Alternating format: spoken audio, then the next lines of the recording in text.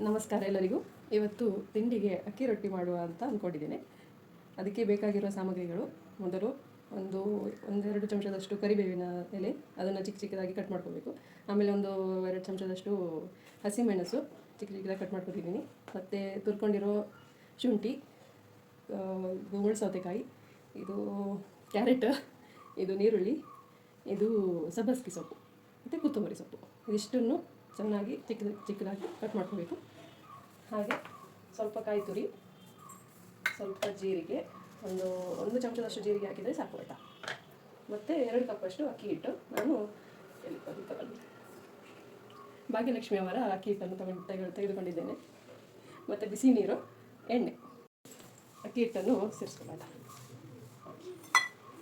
ಈಗ ಕಾಯಿ, ನಂತರ ತಗೊಂಡಿರೋ ತರಕಾರಿ ಇದನ್ನೆಲ್ಲ ಸೇರಿಸ್ಕೊಳ್ಳೋ.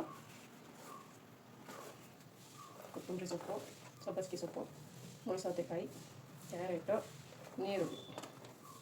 ಎಷ್ಟು ಬೇಕೋ ಅಷ್ಟೇ ತಗೊಳ್ಳಿ, ಪರವಾಗಿಲ್ಲ.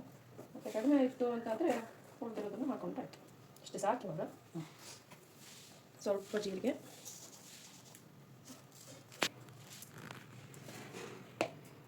ಇದನ್ನು ಚೆನ್ನಾಗಿ ಕಲಿಸ್ಕೋಬೇಕು.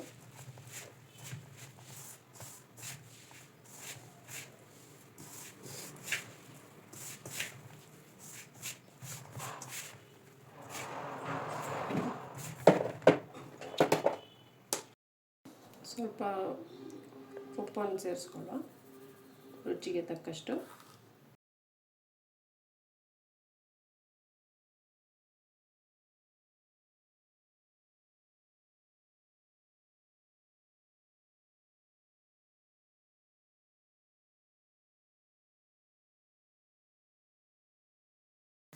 ನೋಡಿ, ಎಷ್ಟು ಸಾಫ್ಟಾಗಿ ಬಂದರೆ ಸಾಕು ಆಯಿತಾ. ಇವಾಗ ಇದನ್ನು ಲಟ್ಟಿಸೋಣ. ನಾನು ಬಟರ್ ಪೇಪರ್ ತೊಗೊಂಡಿದ್ದೇನೆ, ಇಲ್ಲ ಬಾಳೆ ಎಲೆಯನ್ನು ತೊಗೋಬೋದು. ನಿಮಗೆ ಯಾವುದು ಅನುಕೂಲ ಆಗುತ್ತೆ ಅದನ್ನು ತಗೊಳ್ಳಿ, ಯಾವುದು ಇರುತ್ತೆ ಅದನ್ನು ತಗೊಳ್ಳಿ. ಇದಕ್ಕೆ ಸ್ವಲ್ಪ ಎಣ್ಣೆಯನ್ನು ಒರೆಸ್ಕೊಂಡು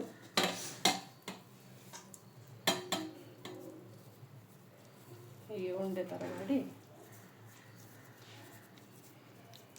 ಇಟ್ಟು ಇದನ್ನು ಸ್ವಲ್ಪ ತೆಳ್ಳಗೆ ಹೀಗೆ ಕೈಯಲ್ಲೇ ಒತ್ತುವ.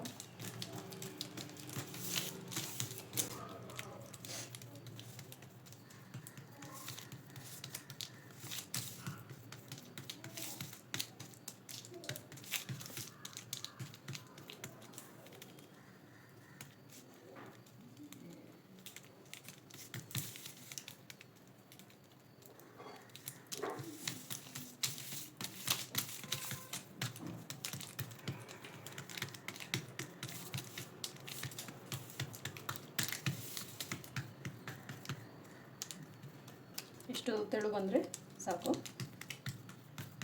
ಚಿಕ್ಕದು ಬೇಕಾದರೆ ಚಿಕ್ಕ ಉಂಡೆ ತಗೊಂಡು ಚಿಕ್ಕದಾಗಿ ಒರೆಸ್ಕೊಳ್ಳಿ ಅಷ್ಟೇ. ನಿಮ್ಮ ಕೈಯಲ್ಲಿ ಹೀಗೆ ಕಷ್ಟ ಆಗುತ್ತೆ ಅಂತಾದರೆ ಇದಕ್ಕೆ ಒಂದು ಸ್ವಲ್ಪ ಹೀಗೆ ಎಣ್ಣೆ ಹಚ್ಕೊಂಡು ಹೀಗೇನೂ ಮಾಡ್ಬೋದು. ಹೀಗೆ ಮಾಡಿಕೊಂಡೆ. ಈಗ ಇಲ್ಲಿ ಹಂಚು ಕಾದಿದೆ, ಎಣ್ಣೆ ಒರೆಸಿದ್ದೇನೆ. ಸ್ವಲ್ಪ ಎಣ್ಣೆ ಸ್ವಲ್ಪ ಹಚ್ಚು ಇದನ್ನು ಇದಕ್ಕೆ ಹಾಕುವ.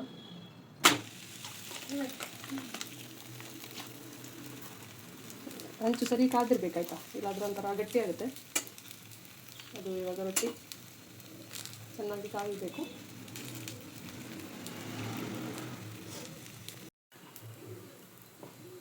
ನೋಡಿ, ಈಗ ಸ್ವಲ್ಪ ಕೆಂಪಾಗಿದೆ, ಕಾಯ್ತಾ ಬಂತು.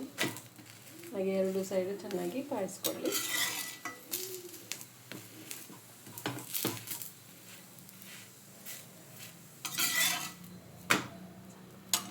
ನೋಡಿ, ಈಗ ರೊಟ್ಟಿ ಕಾದಿದೆ. ಇದೊಂದು ರೊಟ್ಟಿ ಮಾಡಲಿಕ್ಕೆ ಸಾಧಾರಣ ಒಂದೂವರೆ ನಿಮಿಷ ಬೇಕಾಗುತ್ತೆ ಅಷ್ಟೇ ಆಯಿತಾ. ಸರಿ, ಇಷ್ಟು ಸಾಫ್ಟ್ ಬಂದಿದೆ. ಇಷ್ಟು ಸಾಫ್ಟ್ ಬಂದರೆ ಸಾಕು ಆಯಿತಾ.